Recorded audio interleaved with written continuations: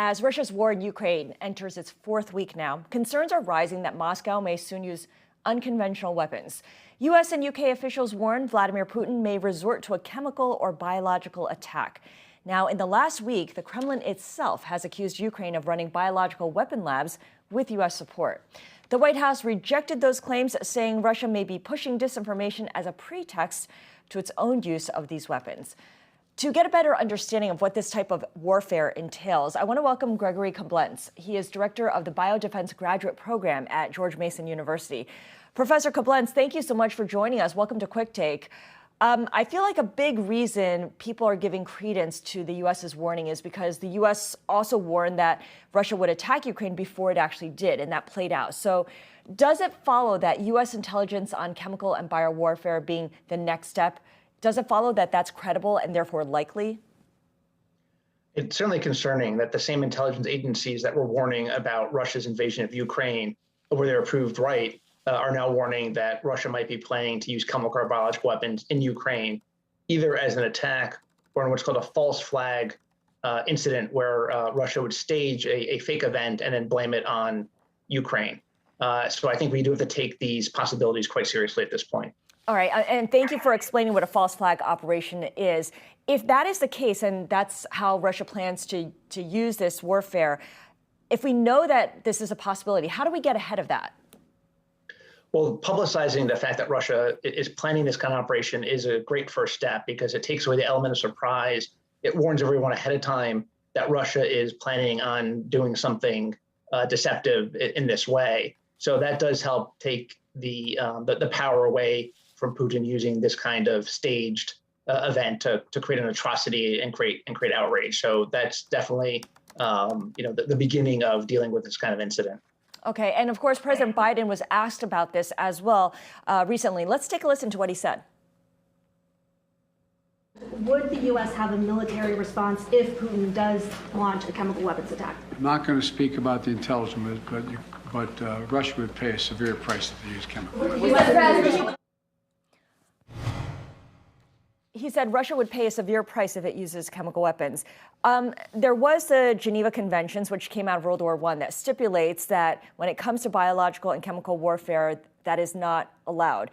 Can you clarify for us exactly what the text of that says and what happens if countries do break the rules? Because Japan, for instance, broke that rule in World War II when it used biological and chemical warfare on China. And I wonder if there's any incentive for Russia to follow these international protocols when it's clearly defied all international convention by attacking Ukraine in the first place. Russia certainly does not have a good track record following international law at this point. But the treaties that are important here are the 1925 Geneva Protocol, which you mentioned, which bans the use of both chemical and biological weapons.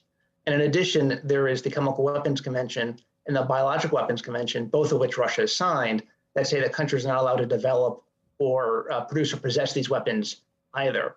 So for Russia to use either a chemical or biological weapon in the course of this conflict would not only violate the treaties, but demonstrate they've been lying about their compliance with these treaties for many years. And so that is, I think, a deterrent to them using these weapons because it would, rather dramatically demonstrate their violations of these treaties and the fact that they are, maintaining a weapons capability that they said that they had given up already. Right. Okay. So it'd be admitting basically that they lied the entire time.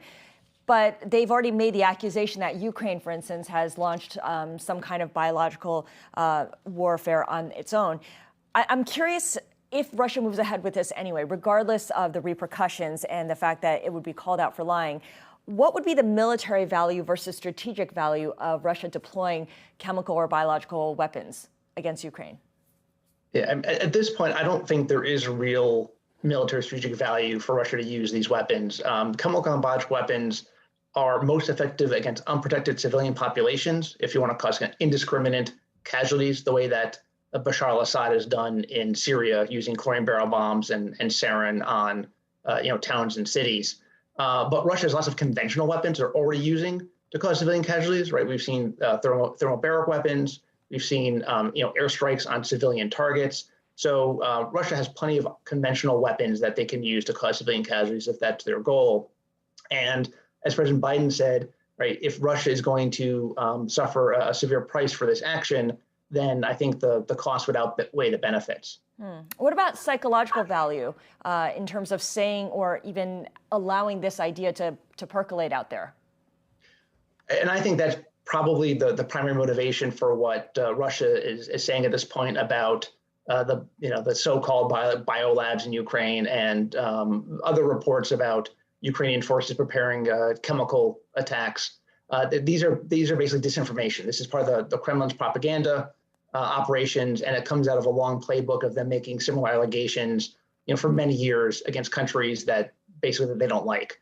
And so this is mostly about psychological effects. But the one value to launching some kind of false flag incident or staging an event that looks like a chemical or biological attack that would affect either Russian forces or maybe civilians in the Russian occupied territories of Donetsk and Luhansk would be to rally Putin's domestic political support, which is flagging and which is probably going to suffer even more as this war draws on. So this might be seen as one way to create some outrage that would justify further Russian sacrifices in this invasion. Yeah, that makes sense if we're looking at it from a domestic propaganda point of view and the benefits of that. We know that Russia's economy is suffering right now. The ruble is not internationally traded, and of course, the sanctions are debilitating. How expensive is it for Russia to build up its inventory of chemical and biological weapons? Well, Russia inherited, the world's largest chemical and biological weapons programs from the Soviet Union. And, they claim to have destroyed them, but we have evidence that this was not the case. For example, we know that Russia has Novichok nerve agents, which were developed by the Soviet Union during the Cold War, because the Kremlin tried to use these chemicals to assassinate Sergei Skripal in the UK and Alexei Navalny. So we know they have some existing capabilities already. And we know that the facilities that have historically been associated with these offensive programs have been maintained and even upgraded over the years.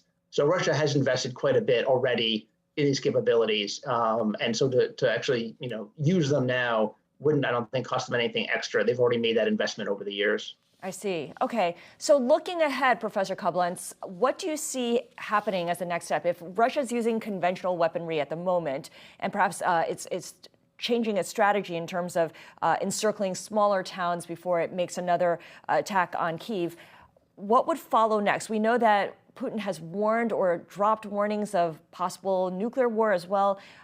Is there a linear progression here from where we go from conventional warfare to biological chemical warfare to perhaps nuclear warfare? I don't think there's a linear progression just because these other types of weapons would represent a major escalation in the conflict, especially if the use of these weapons is happening on NATO's doorstep. That creates a whole new situation. So I think it's not just a matter of going from one to the other to the next. These are major decision points that the Kremlin would have to face. And I think what we're going to see in the next couple of weeks, if not sooner, is the point at which the Russian military forces are exhausted and clearly unable to achieve their political objectives within Ukraine. What does the Kremlin then do? Do they decide to negotiate a way out, or do they double down? And I think that type of decision is what would lead to consideration on the part of the Kremlin in terms of what other weapons they would use to escalate the conflict if that's the decision they make. Especially if they have it in inventory and it doesn't cost them anything extra to deploy it because it's right there and it's available to them. Very quickly, what keeps you up at night? What is your worst case scenario for what happens in the next few weeks? I'm still primarily worried about the conventional bombardment of Ukrainian towns and cities. As we've seen already, these are inflicting a horrible number of casualties on civilians. I think there are a lot of reasons why Russia should not and would not and could not use chemical and biological weapons. And I just hope that those factors plus the deterrence offered by the United States and NATO will help keep these weapons, locked up inside the warehouses. And best case scenario?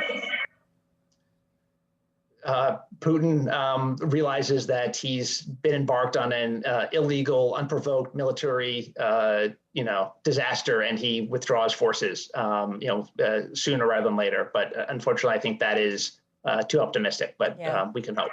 Yeah. Well, I wanted to end it on a not terrible note. Gregory Koblenz, thank you so much. Professor Koblenz is director of the Biodefense Graduate Program at George Mason University.